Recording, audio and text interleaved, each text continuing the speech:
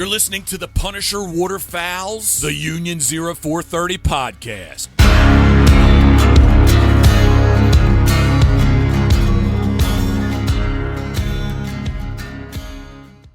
Hey, everybody. Welcome back to the Union 0430, episode 136. And it's a banger. It's special. We alluded to it last week when it was just Ryan and I, that we were going to have the man Shawn Stahl on with us. We've got a bunch of stuff to get into here, and it's a doozy of a topic tonight. It is special because Dave is here. Look, everybody. For anybody that don't know, Dave is my business partner, and you hardly ever see him on this show, but you know, he comes on every once in a while. I was here 3 days straight because when you were gone. Oh yeah. Fair. Okay. Yeah. All right. Yeah. Cancel my last. So Dave's up in Kincardine. Ryan's down in Nova Scotia. I'm just outside Kingston, Ontario. Shawn's coming to us from the great state of Michigan. Buddy, I hate to do this to you and I hate to rub it in, but Stevie Y traded Tyler Bertuzzi today. That is the official mark that Stevie Y's give up on the Red Wings for the playoffs this year. When was the last time Toronto won? Oh, Jesus. Here we go. Who do you think will get the next cup, Toronto or Detroit? It'll probably be Detroit gets the cup before Toronto do. Without a doubt. Because if Toronto don't do it this year, like, what are you going to do? Like, everything's in place for them now. Except if Boston. They don't do it, what else can they do? That's it, right? Yeah, like there's nothing you can do. Like you got teams like the East, like you said today, Shawn, when we were chatting, like the East is just stacked right now.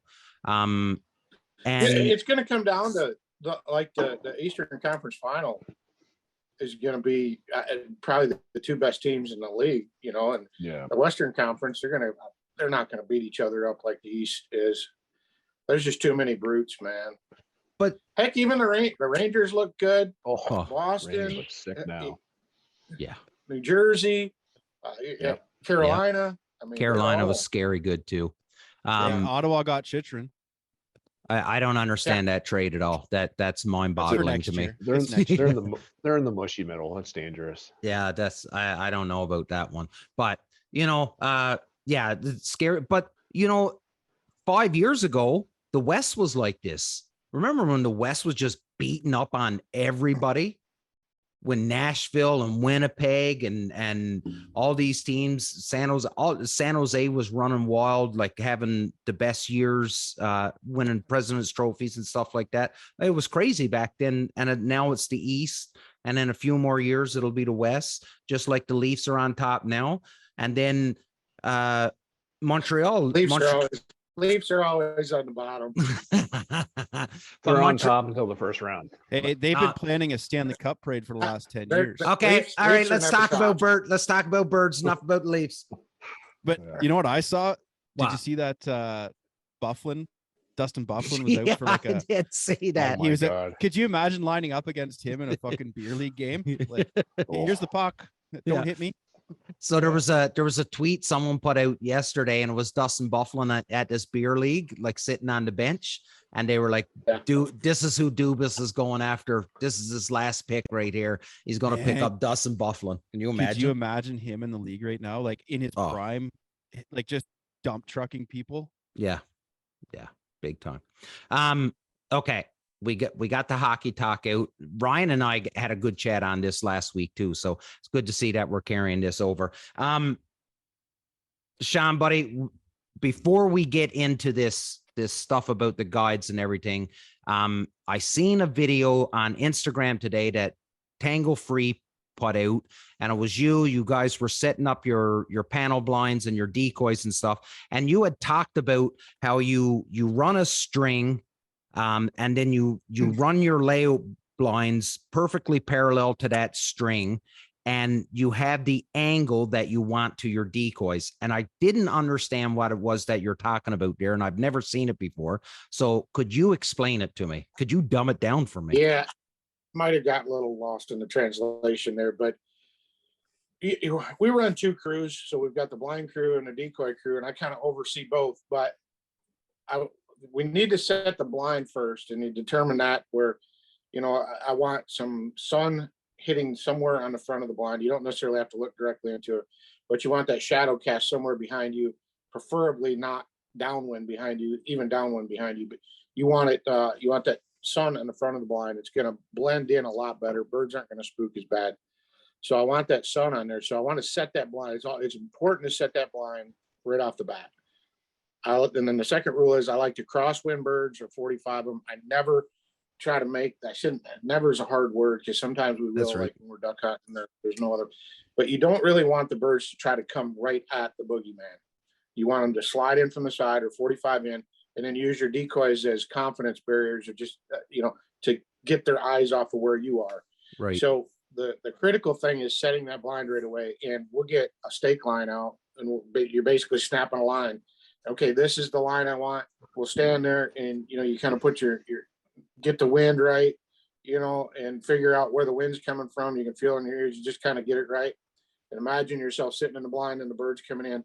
So we'll set that. That's the most critical thing right there, is setting that blind angle, so that then that blind angle with the wind that we're supposed to have, and the wind that we have, and the wind that we're gonna have, later on the day, you got to take all that into account. And then I'll set my decoys accordingly. And I don't want the birds to have to fly along past the blind, above the blind. So I try to string more decoys further downwind of the blind. Does that make sense? Yeah, that makes sense to me. Clear as mud, isn't it?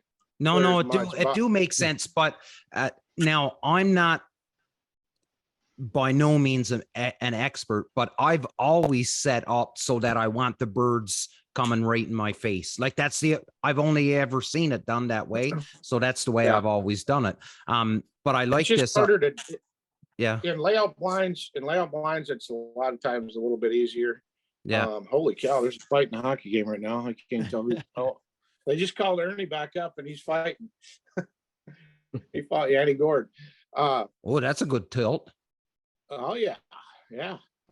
Playing Seattle. Yeah, he'd been playing in Grand Rapids. Ernie, as he got about a month ago, he's been playing down in Grand Rapids. He just got called up because Bert got traded. He just threw the gloves down. It's a pretty good one. Anyway, I lost my train of thought. A good hockey fight got me. What now? Oh no, I was saying, you were saying like sometimes it'll work with a layout blind. Yeah, layout blinds, but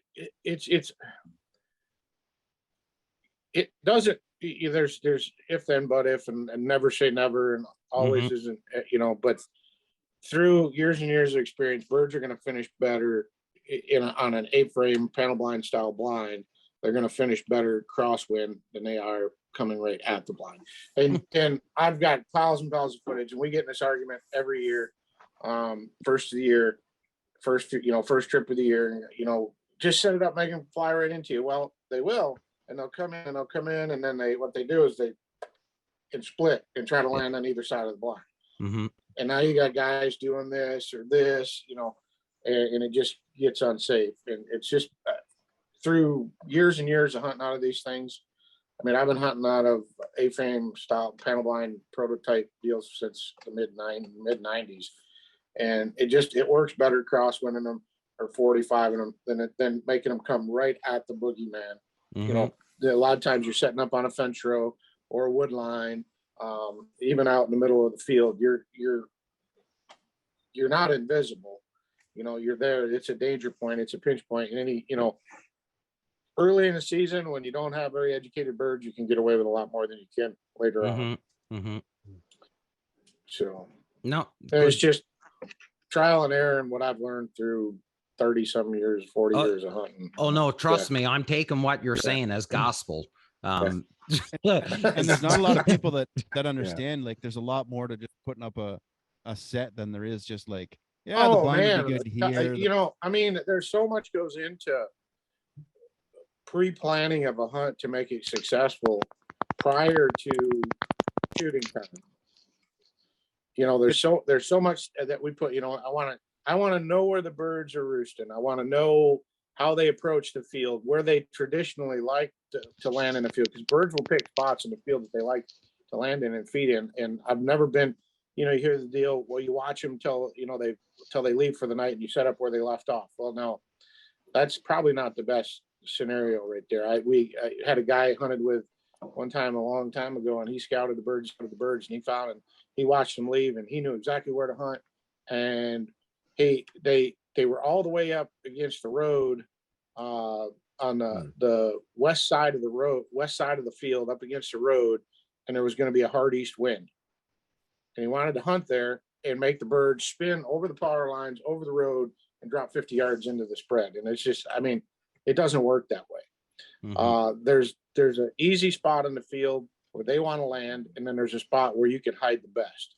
And you got to kind of try to pick the best of both worlds. Most of the time we revert to where we can hide the best and where we can get into a field where we can set up so that we don't have the birds try to pass over the blind to get into the spread. Try to keep them in front of you. Doesn't always work. Try to keep them out in front of you as best you can. Keep them off that shadow in the back. And also, the bigger the field, the less it matters. The smaller the field, the more it matters. Don't set up right smack dab in the middle. You have to give these birds room to breathe and room to work.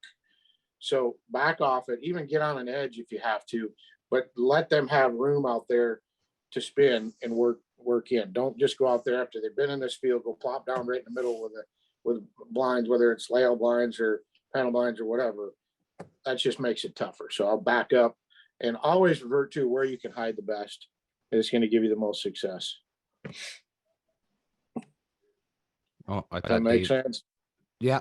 I thought Dave was going to chime in. I think we can officially start we'll start a hashtag here. We'll just call Shawn the goose father. Wayne's just scored. The godfather of the goose? The godfather of the goose, yeah. No, that's Grounds. That's Tim Grounds. I can't do that. Yeah. Yeah. There could be a big list of like, okay, when you get to the field, look at this. And like some people, it's just like, get to the field. There's a deal you kind of run through. Yeah. And really someone could just make that list and be like, hey, go from here to there and you can do it. But doing the first 4 or 5 works too. That's what I think there are situations where the bird's finished feeding, you can get away with it the next day. If you're hunting like a west and you have like a square quarter-mile section and they're in the middle, you're going to be fine. But like obstructions and like equipment and roads, like that's a no-go. Like that's a basic no-go you want to stay away from. Just because birds graze a lot, they sit there all day. They're gonna walk hundreds of yards until they find feed. But just because that's where they're at doesn't mean that's where they're going to be the next day.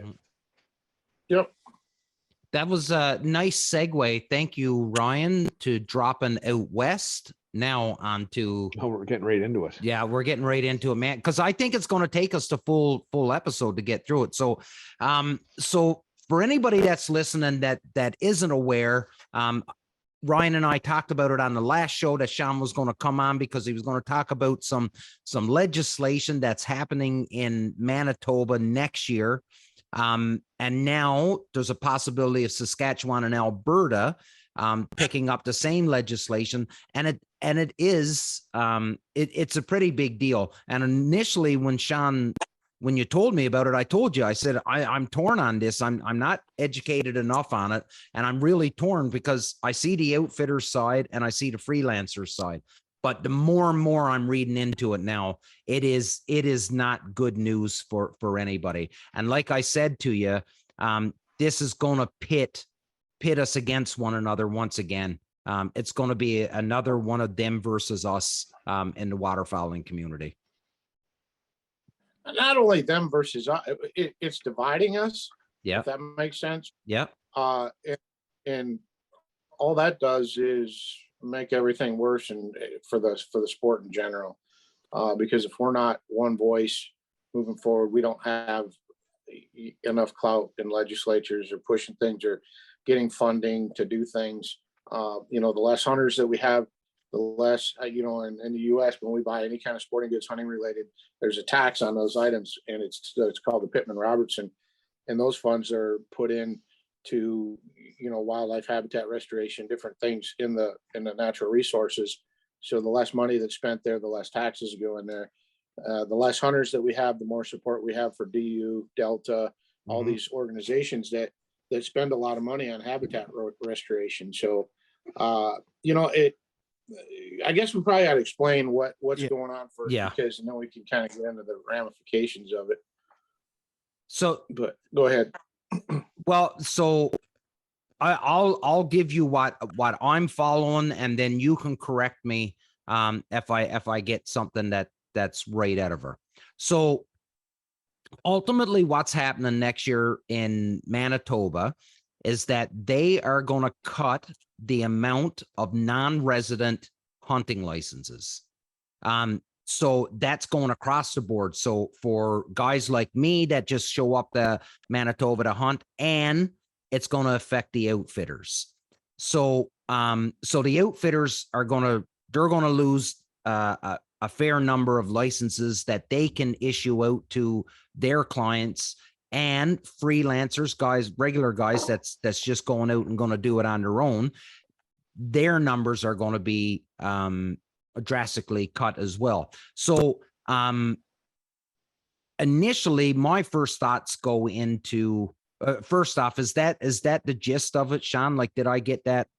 Yeah, for most part, I don't think you as a Canadian resident are going to be affected. I think it's more foreign non-residents are going to be affected. And this whole policy, it started late last summer, and not a lot of people knew about it. Really, it didn't get a lot of press. It got put in for public comment, went through hunting season. Nobody really knew about it. Didn't make any waves, right? Because we're all focused on hunting season and not really thinking what's.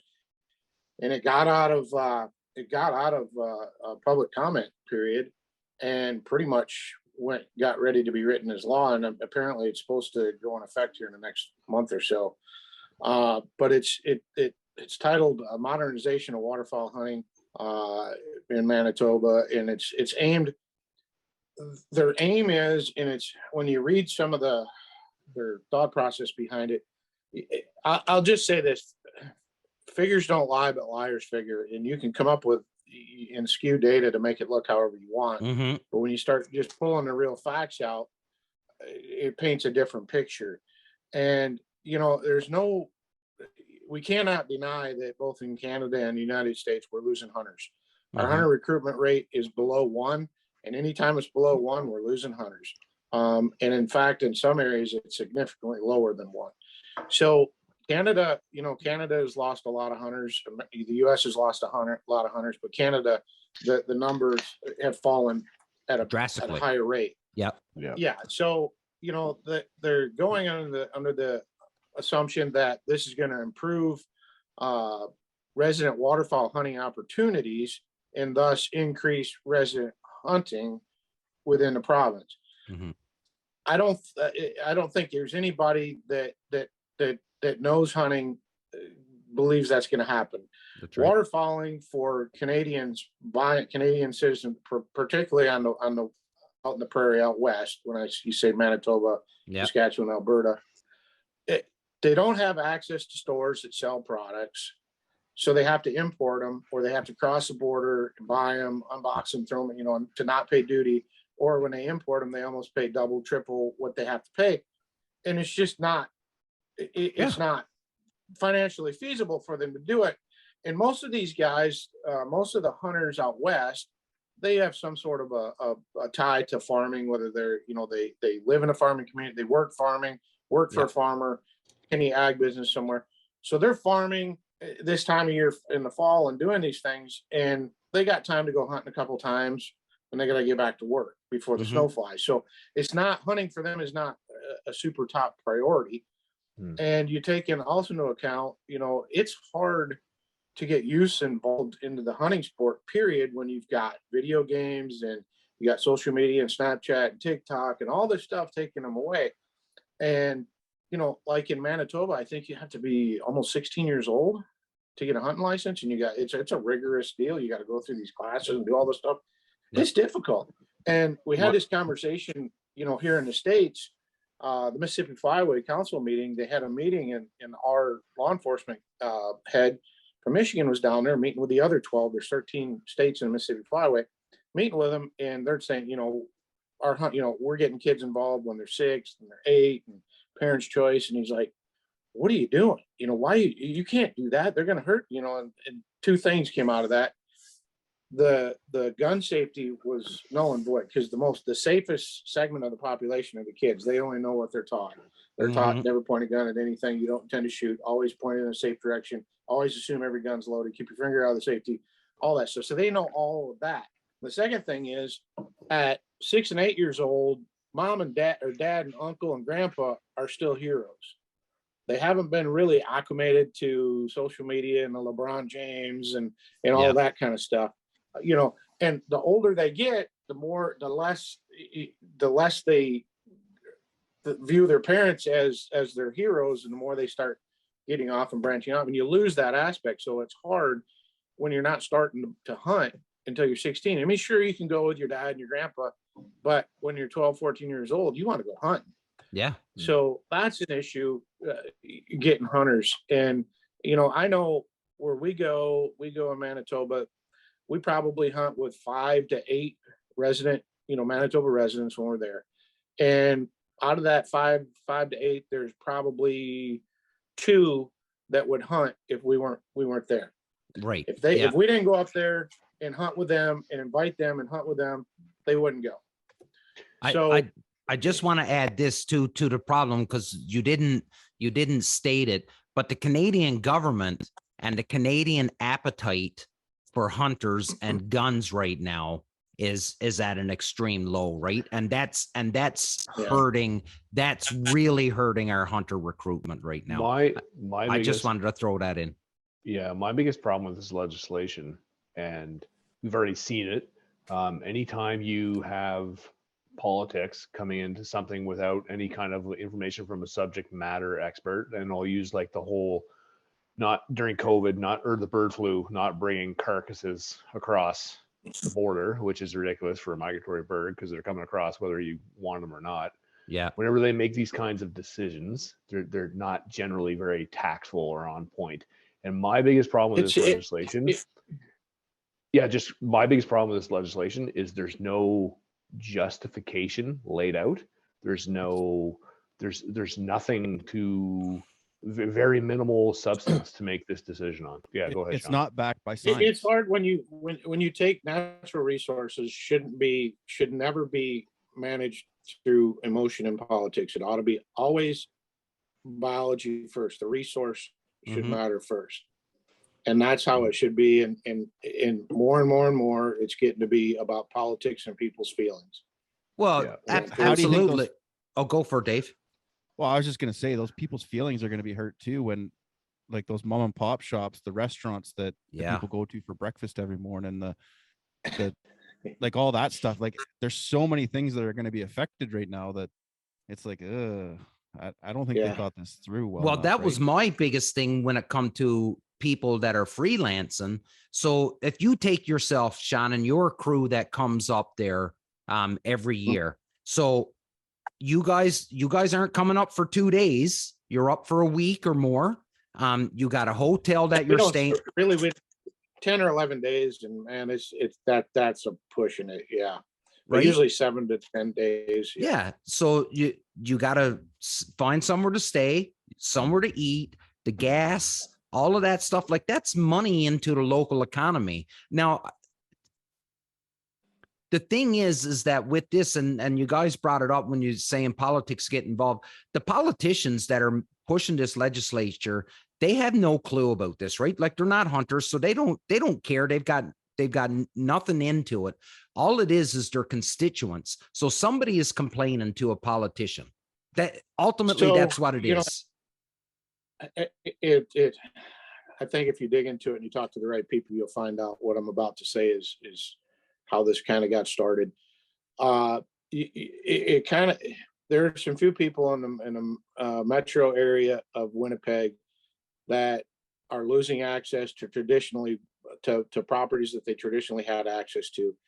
And their thought process and blame for that was, it's Americans coming up here, buying houses, staying for a month, leasing land, running rogue outfitter services, and ruining it for everybody. And so their thought process was, well, we'll punish the 99% and go after the 1% of the problem. Because I promise you, if the game wardens know, and we know who they are, we can point them out. We can tell them who they are. Go get them. Don't ruin it for everybody else who's doing good. I mean, we can sit here and talk all day about the good benefits of this, of us going. There's a border between our countries, but we all share a common bond. I mean, you're no different than I am, and any of the guys on here. I mean, I look at you guys as brothers. I don't think of as a foreign country. Yeah, we're just brothers. We share the same likes, dislikes. We just live in the attic. Yeah. But there's a lot of relationships that have been built through the years. Like, I've been going to Manitoba since the 1994. I was looking at a picture the first year I went. Been going to a couple of different areas, but by and large, I've been going to the same area for almost 20 years. And I've seen little kids grow up to be big kids, have their own family, become more than just. I have a better relationship with them than I do most of my family. Yeah. They have become family. A Hutterite community up there. There's 25 families in there. I know every one of them. I talk to several of them on a weekly basis all the way throughout the season. And I never realized how I don't go necessarily to Manitoba because we go there and murder the geese. Because where we go in Manitoba, the hunting it's not that great. We work our butts off and we scout, we find places. But when COVID hit and we couldn't go, that's when it really hit why we really go. It's the people, and it's the faces where we go, and the relationship we had. That hurt more than anything. Mm-hmm. The lack of not being able to hunt there was not as big of an issue as it was not being able to go up there and see these people and hang out with them for 10 days out of the year or 2 weeks out of the year, or whatever it is we're up there for. That's what it's more than just hunting that's going to be hurt from this. It's relationships. It's building an international relationship. There's just so much to it. And I just don't buy let's penalize the 1% or penalize the 99% for the 1% that's causing the issue. If that's really what it is. And honestly, I think it really all boils down to, and I mean, I don't know the 100% of the facts, but I do know that this came down to a couple of individuals knowing which ear to bend, and they went at them and said, hey, here's the changes we need to do. And they started this study and made the numbers look how they wanted to, and said, okay, we can do this and they'll make it better. And really what it boils down to is waterfowlers in general, we're really jealous people. We're real competitive people. Mm-hmm. I don't want anybody hunting next to me. I want to have permission for the whole county. I want to keep everybody out and do this. It's me. And in doing that, all we're doing is make it harder and harder for anybody else to get into the sport, right? We're not bringing people in. If it's harder, they can't get in, they can't get a start. Why even start? Why get into it? So we're looking at this on a personal level and not a big picture level. Yeah. Just because it's good for me doesn't mean it's good for everybody. So and that's really what. Yeah, you just kind of cracked the code. I said you just kind of cracked the code why numbers are declining here, in my opinion. Like it's just people are not sharing it and they're just keeping it to themselves. And I mean, I was at one time, in my younger days, I was that gung ho get permission, but I can't tell you how many times we've been up, and it happens a lot more, on the road. You see another group of kids watching the field or whatever, and you're like, hey, you guys want to hunt with us tomorrow? And sure, let's just get together and do this. And I learned things too. As much hunting as I've done and places I've been and experience, I still learn stuff. And by hunting with different people outside your crew, and you form relationships. And that was the one time a game warden stopped us, and we got out in the field, and he's like, you guys are guiding? No, we're not guiding. Well, he's from Kentucky, and he's from Missouri, and he's from Iowa, and you're from Michigan. You got one guy from Ontario, you got one guy from Manitoba, and one guy from Minnesota, and you're from everywhere. How does that work? How do you know each other? And I said, most of us all met in a field somewhere within about 5 miles of here at one point or another in the last 25 years. Yeah. That's how we all know each other. And that's how we got together. So that's amazing. I want to throw, cool. I want to throw this out there too. So now that this legislation is going to happen, right? So the number of non-resident licenses are going to get cut. So the outfitters. So now let's look at this from an economic standpoint. So the outfitters, they have bills to pay, they have employees to pay, and they got to put money in their own pocket, or else it's a pretty shitty business if they're not making money. So and don't forget, yeah, I think in Manitoba they have to pay for like a guide license every year too, right? Yeah, They do, and we haven't they have to we make haven't really. Yeah, we haven't hit on this. I don't know. I haven't read the legislation, but if you're going through an outfitter, so it's a lottery-based system, is what I've read. So you apply for the lottery, but if you're going through, go ahead, Sean. Right now, as it stands, there's I think there's like 160 some registered outfitters for waterfowling in the province of Manitoba, and they're in the process of going to knock that down to about 60. And of the for those 60 outfitters, they're going to allow them 1,200 licenses.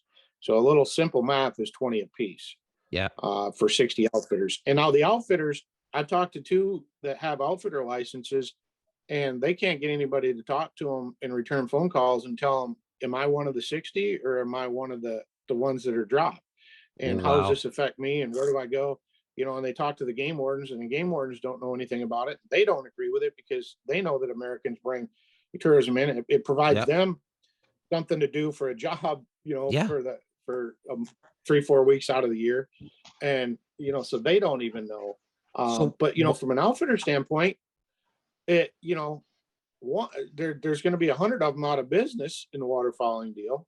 And then the ones that are in business, if they only have 20 licenses apiece, and say they normally take, say, 100, you know, guests a year, now they're, you know, what, 25% of their business, 25% of their business, 20%.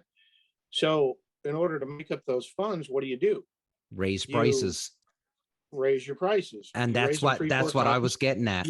You hunt a third less. Yeah. You take your clients and you're like, hey, you 100 guys, I've only got 20 spots. Are you willing to pay this? And, you know, you're going to find guys to do it. So now they spend less money because they don't have to feed as many. They don't have to rent the lodge for as long. They don't have to rent, you know, hire any local people to cook and clean. They're not going to spend as much gas in the area, but they're going to make 3-4 times the money. Yep. And, you know, this keeps going down a rabbit hole. And, you know, more so in Saskatchewan and Alberta, how many of those outfitters in Saskatchewan and Alberta are Canadian residents that pay Canadian taxes? Most of these outfitters, don't get me started. And don't let me think that I'm anti-outfitter, because their outfitters do a good service. There are good ones and reputable ones out there. I hunt with them. I know there's 2 in Ontario. You know, you got Luke and David. They're awesome. Yeah. You know, and in a couple in Saskatchewan that I know, they're good people. But by and large, these are Americans up here, and they're making money on American citizens coming up there to hunt. Probably 90% of them are Americans coming up there to hunt, paying them in American cash, and it's probably not going into the Canadian tax system. No. And you got outfitters that go, they got clients coming in, they drive down to the airport, they pick them up, they drive them up to the lodge, they sleep there for the night, they get up, they feed them breakfast, take them hunting, bring them back, feed them lunch, go duck hunting in the afternoon, and then bring them back, feed them dinner, go to bed, repeat for 2 or 3 days, and then take them to the airport. So what money is going back into the Canadian economy there? You got some fuel, and you got some groceries, and you got a couple of people you're probably paying at the lodge to cook and clean. Yep. And as opposed to a group of 4 or 5 freelancers coming up, and they're going to rent a hotel, rent a house, eat at restaurants. They're going to buy, you know, rye and whiskey, and they're going to, you know, I mean, to give to farmers, and they're going to spend a lot of money in the local economy, in the bakery. I mean, I can't tell you how much money we spend in the bakery every day. So I'm going to throw this out there too, that, and you kind of touched on it when you said the outfitters take people out, you know, they'll take them 2 or 3 days, maybe 4 days, but they're this new legislature is talking about like a 6-day limit on a hunter. Well, if you're only going to get 7. is it 7? So Yeah. if you're only going to get 20 tags a year, are you going to try and get guys to fill 7 days straight instead of doing the 2 and 3 days at a time? Right. Like it's going to be, there's going to be I don't know how anarchy it's this gonna summer, go, but figuring it out. Right. yeah. So, But like I said, outfitters are good because they take a segment of the population that doesn't have another means to go. People that work full time don't have, a young, introduce young kids into the sport, that kind of stuff. I think they think there's room for. I truly believe there's room for outfitters in the sport. The rogue outfitters, that's another story. And that's the issue, right? Playing. Yeah. What's that? And that's the issue, right? Because just like in everything in life, every fucking law that we have, stupid law or whatever we saying is, yeah, that's what they're saying, right? That's what their excuse is. Yeah. I mean, that's just one thing to drive a wedge in the industry, is to say that, it's one or the other.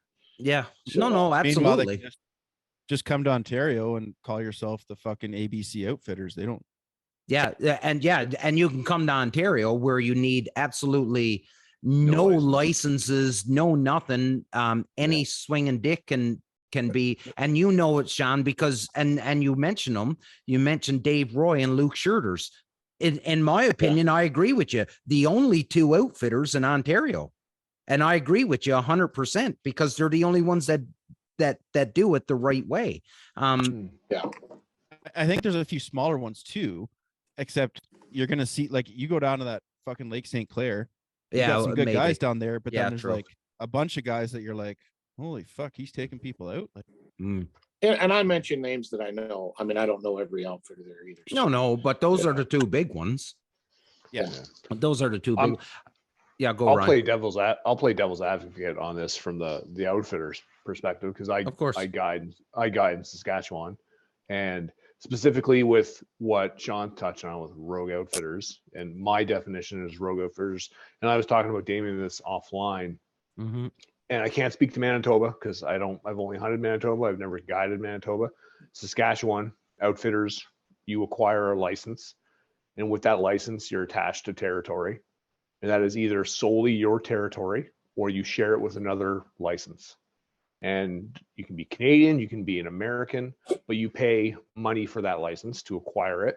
And depending on when you've acquired it or what flyway it's in or whatever, it could be pretty lucrative, because you're going to make a lot of income off that. And what my issue is, and I've seen it in Saskatchewan, where there's people who come up from the States and they're there as long as I am. It's the same guy with a Montana plate and a trailer. And every week I see him with 4 different guys and he's making money. That's the problem. Freelancers are fine. I don't have an issue with freelancers. And you know what? That's a problem. Come to Kansas and Oklahoma. It's the same. We have the same issue. Yeah. They pull a trailer around with a jacked up 3/4 ton with their daddy's money, with a bunch of silhouettes and A-frames, and they run around and it used to be Oklahoma, North Texas, parts of Kansas. You could go and knock on doors, get permission, maybe buy them a case of beer or something, and get permission to hunt. And now most everything is either leased up, or if it isn't leased up, they want $50 to $150 a head just to freelance on the property, because you got all these kids running around there trying to live the guide life. Yeah, you just brought up Kansas, Shawn. So and I'm sure I'll hear about this from Bobby, because I'll probably screw it up. But chatting with Bobby Hayes the other day, Kansas is bringing this in right now. So they're bringing in legislation, I believe, where non-resident, because it's getting out of hand in Kansas as well, just like what you were saying, Shawn. So I think Kansas is bringing in similar legislation for whitetail. I don't think it's for ducks and waterfowl yet, but I believe for whitetail deer, it's coming in Kansas, because same deal, right? Everybody's showing up, and everybody knows Kansas is a state that's full of deer. So it's happening, right? And this is the driving force behind it. Yeah, and like I said, a lot of this stuff is death to the sport by 1,000 cuts. The more divided we become, the more segmented we become, the less and less people are going to be hunting. So I mean, just simple. Okay, but I mean, bottom line, like there ought to be some control over outfitters and number of outfitters and policing that. It's not, like I said, in Manitoba, it's not like we don't know who they are. I mean, we've told the local game warden one. I told him, I said, he's guiding. Oh no, he's not. He just, those guys from Illinois come up every year and they stay at his place, and I'm like, yeah, and he cooks meals. His wife cooks meals for him. They stay at his place. He scouts fields before they get there, secures permission, and he's out there hunting with them every day. Yeah. So he's an outfitter. No. He's an outfitter. Trust me, and he's not licensed. So yeah, we know who they are. So sorry, Dave. Go for it. Oh no, I was just gonna say it sounds like he's just a good friend. Yeah. So and then I heard an outfitter argued the other day that so-and-so farmer, he rents out his house to these hunters and for what X amount of dollars and lets them hunt their land, and then they don't have access to it. This whole freelancer and outfitter deal isn't so much a Manitoba deal as it is further west. But what gives an outfitter more rights than a freelancer when a outfitter is monetizing on a natural resource on private lands that they don't have any financial investment in? So what makes an outfitter more important than a freelancer when they both have no financial investment in it, but one feels they should have more clout? I think there's room for both, and I think there should be both, but I don't think it should be one or the other. And I had another guy tell me the other day, he owns a lawn care business, and he said, this is no different than me going, hey, I'm going to get a group of my guys together, a group of guys that around the city here that own lawn care services. We're going to get together. We're going to form a group, an association, like an outfitters association. And we're going to start bending ears of politicians. We're going to start putting money into their campaigns. And we're going to tell them, hey, we think there should be a new rule that you cannot mow your own lawn. You have to hire a lawn care service to do it. I mean, it's the same thing. But don't forget though that the Americans that own property in Manitoba are also going to be limited too, right? They're going to be limited to 21 days on that legacy permit, and they can only have 4 other people. It's important to note that any major outfitter in Western Canada is 95 to 98% employed by Americans. We're not funding Canadians too. No, of course not, because as soon as you drop a price on it, as soon as you say how much it costs for 5 days of hunting, every Canadian is like, oh my God, that's ridiculous. That's total. Yeah. So this argument that it's going to get more Canadians hunting, or it's going to increase hunter, it's not valid. No, because trust me, the handful of dudes, and I say handful, but the handful of dudes that cross over to 49th parallel to come in to hunt is not what's stopping hunter recruitment in Canada. It's not. And here's just to throw out there, the last 2 years, COVID kind of screwed up the numbers. 2020, the numbers, they didn't allow Americans cross border because of COVID. Yep. Then 2021, you had to have the jab to get in, so that brought the numbers down. But for the province of Manitoba, for the 5-year average prior, so 2014 to 2019, I think resident game bird license sales. Now that includes guys that upland hunt or duck hunt, so it's a combination. And I don't know the breakdown because it's not broke down in the book for that. But the 5-year average for that was right around 9,500. which is significantly lower than it was 30 to 40 years ago, significantly. Now, the foreign non-resident licenses sales for game birds, and 99%, 98% of these guys are waterfowlers, but there are Americans that come up there and go grouse hunting. But the 5-year average for that is 3,500. So we're talking about 13,000 hunters in the province of Manitoba, and obviously most of Manitoba, 2/3 of Manitoba is bush. Yeah. But you consider, if you take and draw a line up in the north, the north central, right along the Saskatchewan border, about halfway up Flin Flon, draw a line diagonal straight down the Lake of the Woods, and everything south of that line, that's basically 1/3 of the province. And you've got 13,000 hunters on roughly 1/3 of the province. And for a Manitoba resident, they're trying, increase opportunity. So a Manitoba resident can start hunting September 1st. Americans, foreign non-residents, the season opener is September 24th. So there's a 23-day head start. Yeah. If you're a Canadian citizen, whether you're from Ontario or Manitoba, Saskatchewan, your bag limit for Canada geese is 8. If you're a foreign non-resident American, your bag limit's 5. So there's already increased added incentive for residents Canadians to hunt. Yeah. And also, when you consider those 14,000 individuals are not all hunting at one time, it probably, Americans, the 3,500 Americans, I would say 75% of those are there for within about a 2-week period from September 24th for about a 2-week period, because primarily they go up there to experience, to extend their season before their opening days back. Yep. So most Americans, I would say 75% of that 3,500 are gone within the first 2 weeks. So you got about a 2-week influx after they've already hunted for 23 days.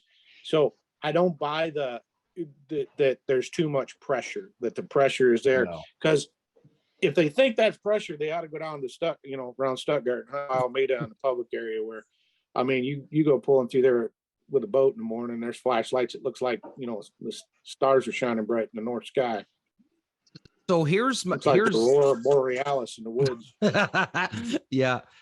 Here's my thing. So we've spent the last 50 minutes talking about this, but what's the solution? So how do we as hunters, stop the legislation, educate the politicians or the legislation writers?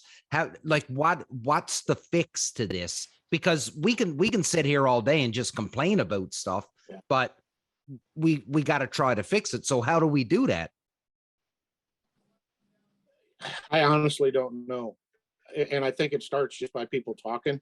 Yeah. And when this started, people weren't talking, didn't know about it. And it's, I said this to Lee Jost the other day. I said, man, even if we lose this battle, we can't lose the war. We've got to fight this stuff. We've got to keep our eyes and ears to the ground on this. And, really it comes down to, Delta and DU, these types of organizations need to step up and take leadership roles. And I know I talked to John Devney at Delta. He found out about it earlier than most of us did. And he was able to go in and kind of try to educate on how things really happen and work, and actually was able to change some of the stuff, add in a little bit more benefits to the freelancers and whatnot. But it's still, it's a compromise, and anytime there's a compromise, nobody wins. And, anytime there's a compromise, we give in a little bit. So eventually we keep compromising and compromising and compromising. We're not going to have anything. That's right. And that becomes a major issue. Man, Bobby Hayes said to me the other day that he's thinking about coming up to Canada next fall to hunt. He's never ever hunted Canada. He's never ever hunted out west. And he's thinking about coming up next year because he fears that in a bunch of years he won't be allowed to come up to Canada to hunt. And that's his fear, is that it's just going to get taken right off the board. And I think you're right, Shawn, Well, is that if these compromises keep happening, and if people don't, like this analogy that you brought up about, and listen, I get it. I get outfitters. I get their desire to try to want to protect their livelihood. But it is a natural resource. It is something that, listen, if they bought the land and they owned it, well, then you can fight that. But there's no difference between me and an outfitter, right? The only thing is that his livelihood is relying on it, and I'm just doing it for fucking recreation, for lack of a better way to talk about it, right? So if we continue to allow this to happen and not fight for it, you know what? The days of fellas south of the border coming north, they may be going the way of the dodo bird. And some people may listen to this after Monday and be laughing and saying that we're freaking out over nothing. But every big major thing that's ever happened in North America, because I can't speak to Europe, but it always starts with these little friggin' things. They bite away, and then it's lost forever. Man, Eventually the Americans will, no, I was just going to say, eventually the Americans will stop shooting weather balloons down for us. Yeah, exactly, man. Like if you're a waterfowler and you think this is a good thing, I mean, good for you. But think about the economy. Think about this, man. Saskatchewan, like, there's little towns with 200, Damon, you know this, 200 people, and it's like a buttfuck town in the middle of nowhere. And there's a Chinese restaurant, and man, they have September to November circled on their calendar. Absolutely, every year. They do. Their business relies on like Americans and freelancers coming through to like just, fill their guts. So there's way more people impacted directly outside of the hunting community. Absolutely. And that can't be forgotten. The amount of Chinese restaurants that's along the old rail bed, and the amount of Pilsner that's brewed out there, if we're not allowed to come, that I don't know what's going to happen to these towns. Because I may have saved a small Chinese restaurant in Saskatchewan. I know you did, but it's not just the tour. There's so many levels to this. The tourism dollars, the relationships, the international relationships, the international relations, the money that's spent. The less hunters we have, the less license sales we have, the less duck stamp sales we have, is the less money that's going into habitat and habitat restoration. The less hunters that we have, the less active members of Delta and DU that we have that are pumping money in for habitat restoration and creation, both on the north side of the border and in Canada and here in the States.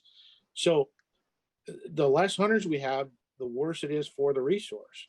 I just don't see what they're trying to do with this legislation is going to add hunters. It's not. It's going to reduce hunter numbers. It's going to reduce obviously hunter participation, but it's also going to reduce desire within communities to care about having waterfowl wetlands as a resource. If there's no financial incentive for them, whether they own a building in town or they're a farmer, if there's no financial incentive for them to leave a pond there, they're just going to bulldoze it over and plant fields in it.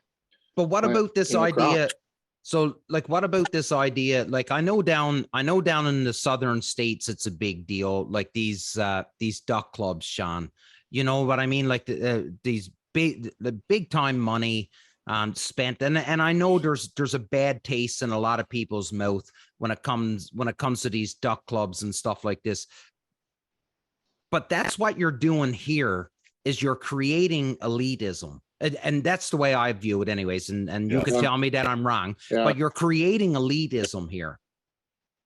And it's coming to if you got the money to pay, then you can play.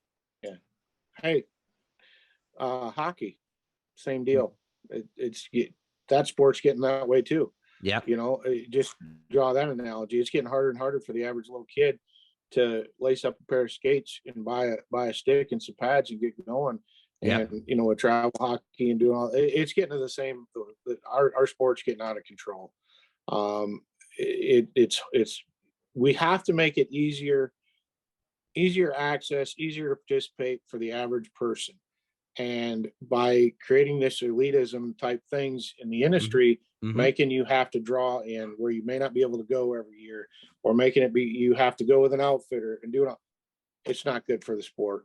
It just isn't. You're not going to be as inclusive as you possibly can be, and you're just not going to have the overall numbers. But isn't that one of the draws to hunting? You know, like if you think back to when you first started, or if you talk to your dad or your grandfather or your uncles or whoever, but that was always the draw to hunting, is that you didn't need anything. All you needed, get your gun and go walk around in the woods and hunt. You didn't have to pay any membership fees. You didn't have to have all kinds, you know what I mean? Like it was simple. And that's why hunting was freelancing. You know what I mean? But it was simple. And that was the reason why most people fell in love with it. I'm not, by no means am I trashing guides and outfitters. I want to keep driving that point. I think they're, you know, but it's the freelancer that becomes the paid hunter, or it's the freelancer that drives the sport. That's the heart and soul of the sport. Yeah. And you cut out the freelancer, you make it more difficult for them. You make them go into a draw system where you may not be able to go one every other year or every couple of years. Well, they're going to find other hobbies. They're going to find other things to do. And eventually you're not going to have an active member in the sport. So what about this theory? No matter what you create for rules and laws, there's a group of people that's just going to get more creative in ways to circumvent these rules and laws. You know, you can draw the gun, the people, the anti-gun people in that too, you know, where they want more rules and more rules and more rules. Well, more rules just make more criminals out of good people. There's enough rules on the books in waterfowling right now to catch the bad guys if they really want to. In fact, there's too many rules in waterfowling. In my opinion, they could go and simplify a lot of rules to make it a lot more user-friendly, a lot easier. I mean, we talked about this offline. I think Devney told me that the U.S. Fish and Wildlife Service did a border survey for the last couple of years, and they found that only 15% of Americans are bringing waterfowl back across the border. And I told him, I said, I don't bring any back. And he's like, you know, I told the game warden, I said, I don't bring any back. I mean, their eyes are big, like, you know, your ditch. No, I'm not throwing them in a ditch. Everyone's getting used. I got the one cattle farmer, he takes a bunch. I got the duck lady, we call her the duck lady, I don't even know her name. We got the lady at the restaurant, she takes some. The Hutterite colony takes, there's 25 families there. We've got 2 other groups. And I said, we literally can't shoot enough legally to supply everybody that wants them. We eat waterfowl every day. At either lunch or dinner, we eat waterfowl. So, I mean, we had, man, he made last year, my buddy Jay, he made like chicken fried steak, but he did it with goose. Holy cow. He makes a stir fry. We make burger out of it, just all kinds of stuff. But it's easier to leave it there to the people there than it is to clean a bird, leave a wing on it, individually pack it, individually label it, date it, sign it, all that stuff, then pack it in a cooler away from everybody else who's not with theirs, and then stop at the border and get hassled for an hour and a half as you go through all this paperwork and do all this stuff. It's not. And then I got to come back to the States and I got to put it in my freezer where there's a 3-day daily possession limit. Right. So I can go from, it's just like, it's crazy. You know, you can't breast a bird. We can do DNA on anything in the world. We can't breast a bird. My gosh, for a can't, you know, unless we're going to immediately throw it in the oven or on the stove and cook it. But, you know, we got all these things, and some of these rules are so antiquated because they're written back in the days of market hunting that they don't really apply today when these limits are just astronomical and people are crossing borders and hunting in different states with different limits. And then you come back, you know, into your state and it's different. It just makes it so confusing, and it makes it makes good people unknowingly breaking laws sometimes. Mm-hmm. Yeah. Do you think that after a couple of years of the low numbers, they'll see that their thoughts didn't work and they'd change it? I don't think so, but I'm just trying to throw a different perspective. Personally, my opinion, once you lose something, it's harder to get it back. Yep. And once they, and whether there's antis involved in this or not, they're looking at it as a win when there's less and less of us. And it's going to get to a point. I mean, let's just face it. 9,500 residents of Manitoba only have a game bird license. 9,500. Mm-hmm. That's a real quiet voice when it comes to talking about wanting to have guns and shoot and hunt. Yeah. And when that number gets down to, a couple thousand, why even have seasons? Why is the government put money into natural resources and fund these things when nobody's doing it?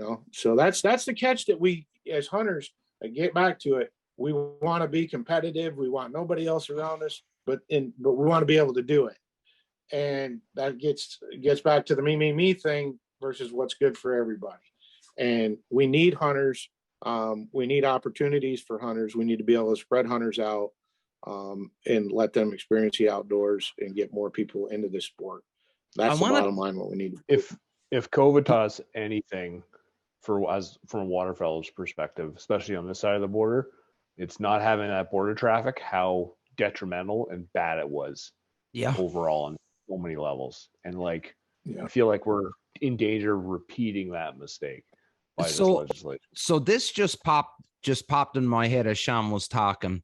So we talk about Manitoba, right? So DU's headquartered in Manitoba, and so is Delta. Two huge machines when it comes to legislation, especially in Canada, right? And it affects the whole prairie pothole down into the States, the whole bit. So how does DU and Delta not have a stake in this when, if there's no hunters, then there's nobody doing dinners, there's nobody raising money, because that's who listen, I know that there's public people and there's money that comes from other places. I get that. I'm not saying hunters are the only source of money when it comes to DU and Delta, but they've got to have a huge stake into a piece of legislation like this, because ultimately, I think they do. Yeah, I think they do. And Devney at John Devney at Delta, mm-hmm. He, like I said, he got involved with it. Not right at. I don't want to speak dates, but he got involved in it earlier than anybody that I know of, and was able to say, "Hey, look, that doesn't make a lot of sense." But basically, it was, he was going into it where the rules were already made, and what can I do to massage this and make it a little more beneficial to the freelancers, because he understands what you're talking about. And DU, the CEO of DU just wrote a letter to the province of Manitoba State, and just that, how much money they spend there. How much is at stake, if we lose these hunters. And so those, they do know, and they understand it fully. Oh, that's good to know. I read an article that they set aside 200 tags for DU, 200 for Delta, and both of them turned it down. Did you hear anything about that? I cannot clarify. I can't confirm that, but I did hear that. Listen, I did if you Google it, it'll come told up. me something to that effect. Yeah. It's on Google. It's got to be true. I think the biggest thing that comes out of this is and I'll give a little OpEx too, is that we need to come together, like the outdoors, the shooting, the hunting community. I know a certain place of business that it was really cold to work at, but they always made you wear the business clothing, right? And they'd only give you t-shirts. Well, it's fucking cold, so I want a sweatshirt. Well, you can't wear your sweatshirts from outside. So then the first guy started wearing his fucking barn jacket that stunk like shit. And they're like, okay, we'll get you a sweater. And then the other guys are like, well, fuck, we're going to stick up. Instead of banding together at the start where they would have got it, then all of a sudden it's just like, well, he's wearing his barn shirt, I'm going to wear my snowmobile jacket. And then they band together and they all got what they wanted. So we need to do that as a whole, right? We can't have the engineers, the electricians, the mechanics all separate. We all got to be together, right? So Why can't we be friends? Because we're waterfowlers. Fucking theme song. Yeah. Yeah, that should be our. I had a lady. I had a lady that used to run the back this is years ago when I was on the Realtree Pro staff, and I was talking to her, and she says, "You know, you waterfowlers are the biggest group of a-holes there is. None of you guys can get along. You all hate each other. Y'all want to cut each other's throats." And she says, "You're the worst out of any of the hunting categories that we have." And I was like, "Yeah, that sounds about right. Yeah, Yeah, it's a Make sure you shame too, eh? Tell all the other guys that. Yeah. Make sure you tell them all. But is it not a shame? Like, how many times do you see on social media, like somebody will make a post about we're a brotherhood, or you know what I mean? Like, we got to look out after one another, but yet at the same breath, you're absolutely ready to kill one another because you got to the launch site before somebody else. You know what I mean? Like, or in the same breath, social media is a whole new topic. Oh, buddy, yeah. Yeah, like there'll be a post about brotherhood on a waterfowl site, and then the next fucking post will be some dude that shot a grebe, and it's just like, hey, what kind of duck is this? I took a screenshot. Look at this fucking idiot. Like, yeah.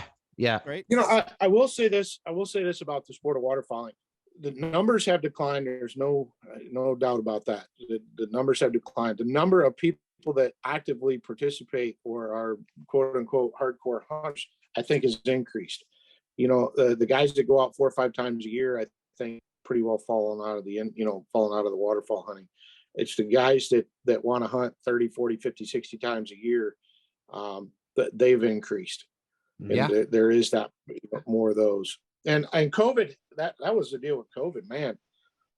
It really skewed license data around here. I think we went from that turkey season, that first year when everybody was off work and everything. I think normally we sell like just pulling at like 75,000 turkey licenses somewhere in there. And I think my buddy in the DNR told me it was 75 normally on average. And that year of COVID, I think we're up like 130,000 licenses that we sold for turkey. Awesome. Yeah.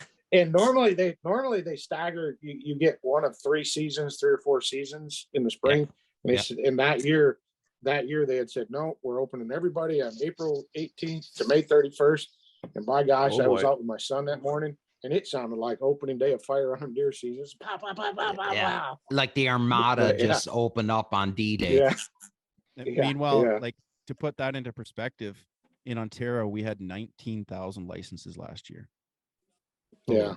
In the spring. The fall, I don't count because that's just deer hunters that want to tag to shoot it. Yeah. Right. So Dave say that 19,000 turkey license were sold in Ontario last year. Yeah. So does that include fellas that buy, because you get 2 tags, right? No, but you get 2 tags in Ontario, right? So one dude could have 2, so that's 19,000 total tags. And then it showed like I forget all the numbers, right? Right here. The crazy thing, if you look at 2019 in Ontario, it went from like 7,800 to 17,000. Like there was a 10,000. Is this thing live? I just had a phone call from Manitoba. Oh, you should take that call. Yeah. You should totally take that call. But I will let you take that call because we're at around 60 minutes now. And Shawn, buddy, I think we could keep this going for another hour easy. Let's just change our shirts and do another one.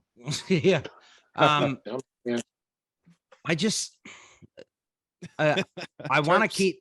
Terps off, boys. Terps off.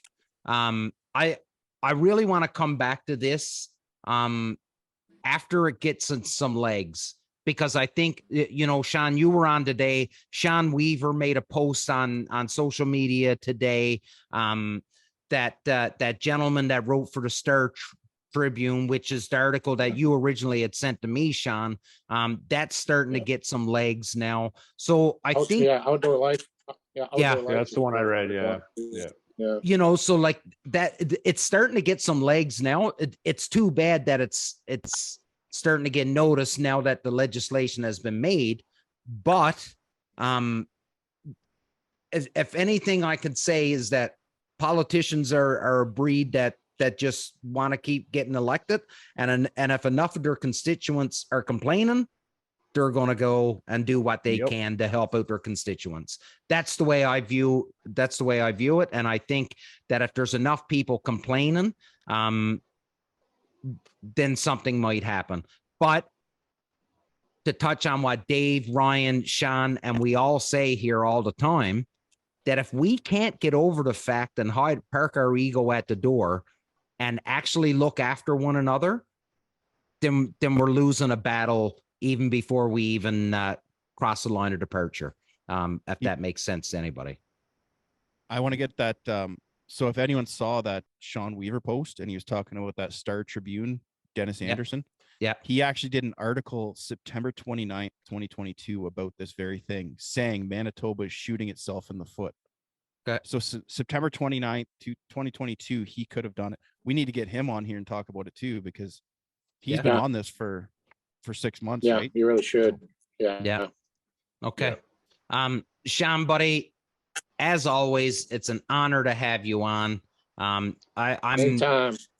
I'm pumping your tires big time because my kid asked me at dinner tonight. He was like, "Who's coming on the show tonight?" And I was like, "Oh, Shawn Stahl." And my wife goes, "Oh, does he own the chainsaw company?" I'm like, That's still not Stahl." That's great. He's just the guy that blows bird whistles. Yeah. I thought you were gonna talk about like when Ovechkin and his kid at the All-Star game, and they're asking Ovechkin like, "Oh, are you, other than you, who's your son's favorite player?" "Oh, well, I'm not actually my son's favorite Sidney Crosby. Yeah, right. Yeah. Sid the Kid. Shawn, buddy, again, like I said, buddy, it's an honor to have you on, and even picking your brain on setting up that angle. I'm totally gonna do that. I'm gonna pull it out with Jason Sear too one time. I'm gonna pull out that I'm gonna strike that line, and he's gonna go, "What in the fuck are you doing?" Yeah, I'm doing it. And I'm just gonna go, "Hey, listen, I know you're a pretty experienced hunter, but this is what Shawn Stahl does. So eat it." Shawn, I'll give you the last word, but Ryan. Don't give me any last words. Oh yeah. I'll keep talking. Yeah. No, man. So, but hey, thanks for having me on, guys. I appreciate it. Honor is all ours, buddy. Ryan. Yeah, awesome to have you on, Shawn. Always good chat. Thanks for your perspective on this. I think more people need to start beating this drum. I know we got a lot of people south of the border who listen to this, and hopefully they get vocal. Contact whoever you can politically or on social media who have influence to this side of the border, and if we can get it from both sides, maybe we can make a change. Absolutely. Dave. Yeah, Shawn, thanks for coming on again. It's been some good chats we've had before, and hopefully one day soon we'll get to do one of these live from a blind. But everyone else that's listening, make sure you go out to your DU or Delta banquets there and support them, and make sure you call your local representative and get them on it too. Absolutely. I already start putting the bug in, Dave. When Shawn put his video out today, I said we're going to volunteer to be on the decoy crew. So we're just waiting. We're just waiting for our resume to be approved here. Just wearing the Borat suit with the fucking decoys. Yeah. It's very nice.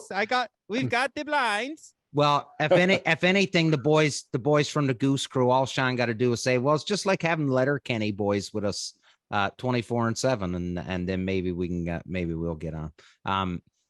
Shawn, to you, man. I know you said not the last word, but you're getting the last word. Go for it. What'd you say about the Canada Gooses? Awesome. That's the last word right there. Ladies and gentlemen, this is the Union 0430. We're not experts. We'll never pretend to be experts. We're a bunch of friends that love hanging out, chatting about bird hunting, and hanging out with some pretty awesome dudes from both sides of the border. This episode will drop on Monday, which makes no sense because you guys are listening to it and it's already Monday. So forget that. Big love. Surround yourself with good people. Don't be a douche. And that's all I got to say about that. Big love.